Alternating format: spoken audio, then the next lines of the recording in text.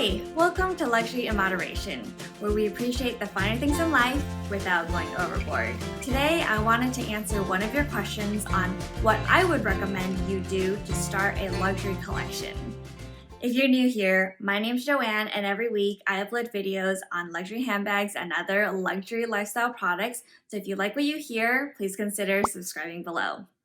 So I know there's been a couple videos going around on, for example, if I had a time machine, what I would do to start a luxury collection, or what are the 5 bags you need to start a luxury bag collection.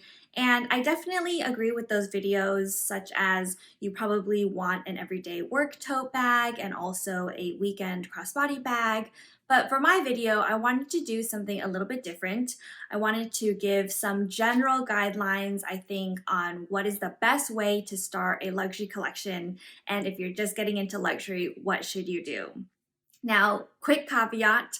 First, this is only based off of my own experience and also what I would do if I could do things over, and also based off of my own taste, which is quite narrow. So you might need to, adjust it to your own style and taste. And finally, I want to let you know that, your tastes are going to change.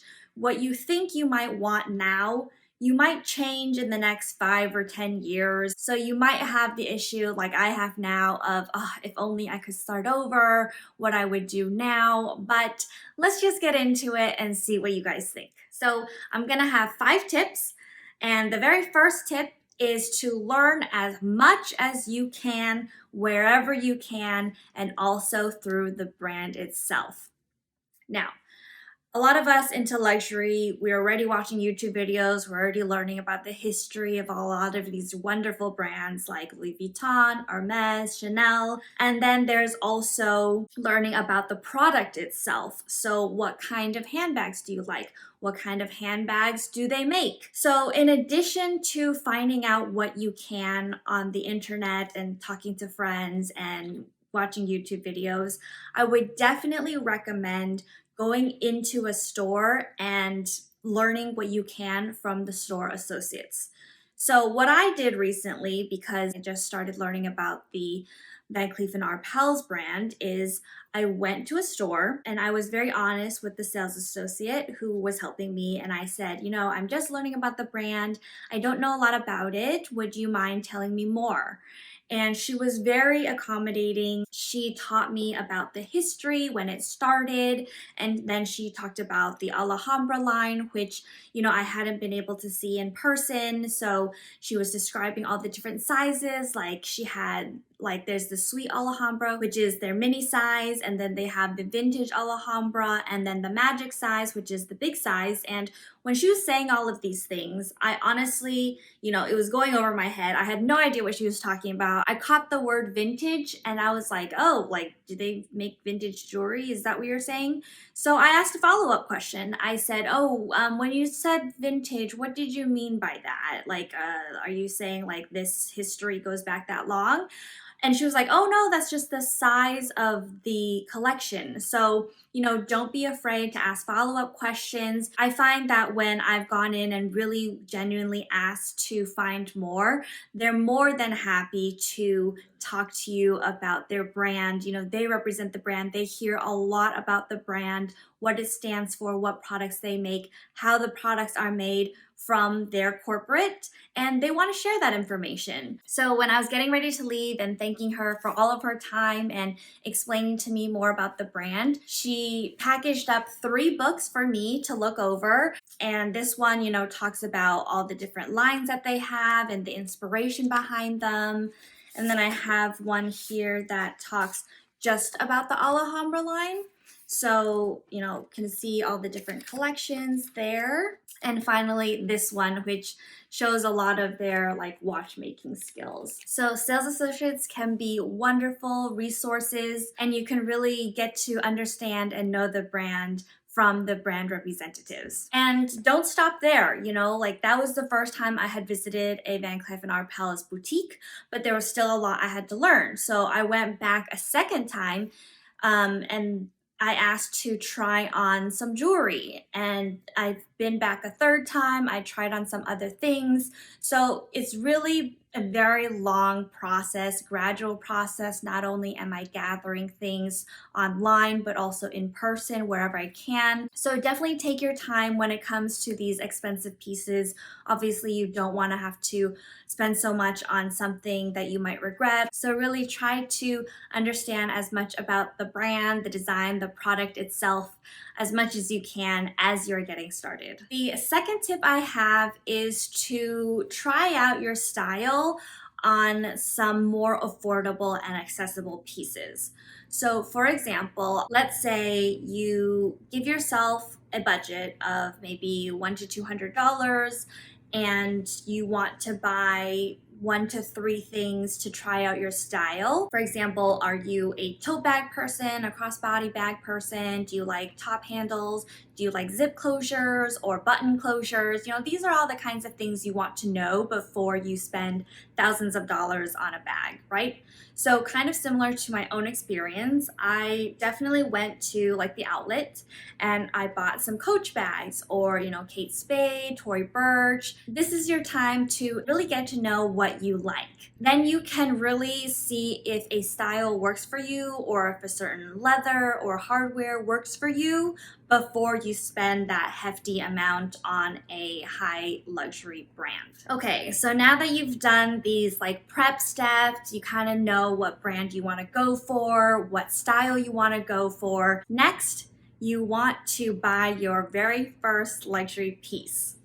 So that was my third tip, is to really think about this first piece, something that is going to be classic. So you can start out with it, but it's still going to look fine and not dated in, let's say, 5 or 10 years as you move along your luxury journey.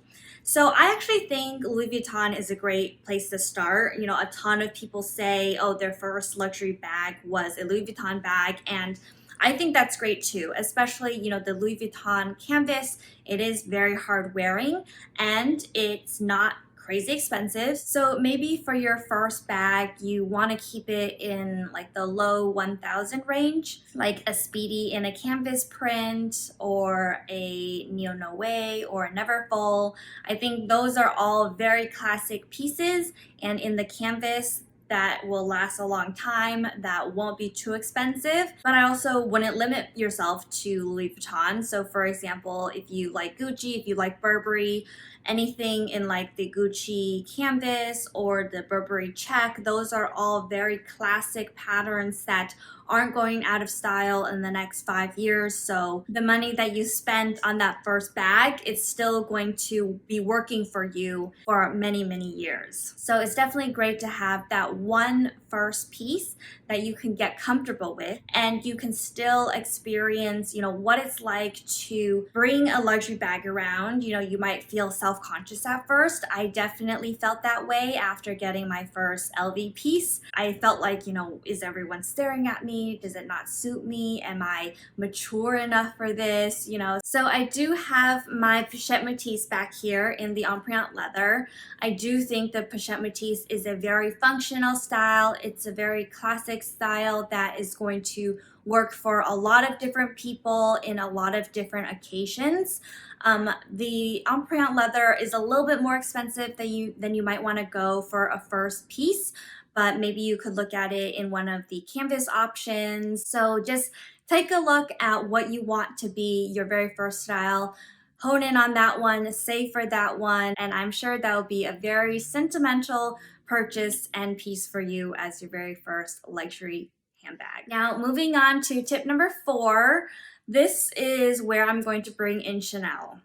So for me personally, I like the Chanel Classic Flap design. And once I started getting into luxury, that was one of the pieces that I lusted after, that I thought about and dreamed about. And it was a luxury goal of mine to have one of my own. So now knowing that they are just crazy, increasing the prices on Chanel pieces all the time, I probably would have saved towards a Chanel Classic Flap and tried to purchase that as soon as possible before another price increase, and not get distracted by all these other bags that might be more affordable that you could get like faster. Or I also think going the pre-loved route is a good idea. And finally, my last tip pertains to Hermes. Now, this is where I definitely changed my mind on a brand. I had known about the Hermes brand for a long time. My mom had both a Kelly and a Birkin, and actually that's what had turned me off to the Hermes brand in the beginning.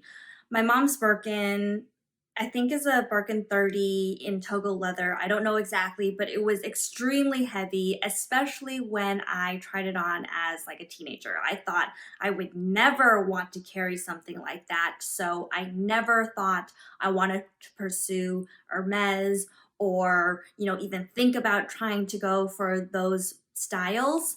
And now, after being in the luxury community for a while and learning more about the Hermes brand and their quality and their leathers, now I definitely do have a Birkin on my wish list. And if I had known back then that I eventually would want to have a Birkin, then I would probably have started funneling all of my funds and time and attention towards building up an Hermes relationship so that a Birkin could be in my future. So I wouldn't have bought all my Dior bags or my Valentino work tote, and I would have started going into my local Hermes boutique more often, trying to find a sales associate who I meshed well with, and started to focus on building that relationship there and my purchase history at Hermes. Now knowing that I would like a Birkin, I feel like I have to catch up on building this relationship at my local boutique and thinking about all the time and money that I had spent outside of the Hermes relationship. So this is not something that I could have predicted for myself. So I would say that if you think you are interested in Hermes, go back to tip number 1 and start researching on it and see if you like the aesthetic, if you like their brand history, if you want to pursue the Hermes relationship, and then you will be able to target your savings and your time to building that Hermes relationship. If you decide that you don't want to pursue this game that they have, then that's great. You don't have to think about this so early on, and you can just ignore this last tip. So I'm gonna stop here for this video, but please let me know if you have any questions. I could give you many more thoughts and suggestions and tips on how I think you should start a luxury collection right so you don't make some of my mistakes. But I hope that this video has been helpful by sharing my experience, what I think I did right, what I think I could have done better. And please share if you have any of your own tips. Leave them in the comments below. And remember to like this video, subscribe, and ring that bell if you haven't already to join me on this luxury journey. I can't wait to see you in the next video. Bye!